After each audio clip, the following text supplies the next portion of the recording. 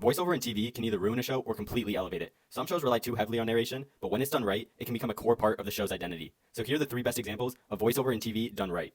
Tonight's the night. First up, we have arguably the best example of a TV show using voiceover the correct way, Dexter. The inner monologue of a serial killer, that's kind of risky, but somehow Dexter pulls it off. His voiceover gives us a chilling insight into his double life, his moral code, and how he views the people around him. It's extremely unsettling, but in the best way, and it adds depth that dialogue alone couldn't. I think it's easily one of the most iconic parts of Dexter.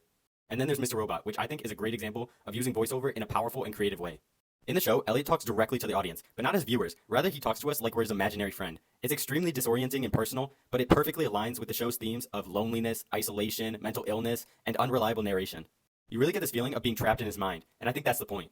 Voiceovers can be used in more than just dramas, and I think the perfect example of that is Arrested Development, a comedy masterclass. In Arrested Development, the narrator, voiced by Ron Howard, adds dry commentary, he sets up jokes, and even sometimes breaks the fourth wall. This show uses voiceovers not just as a tool, but as a part of its humor.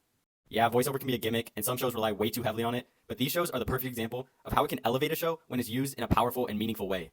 When used with intention and not just for exposition, it can become one of the most powerful tools in television. So what's your guys' favorite example of a TV show using voiceover correctly?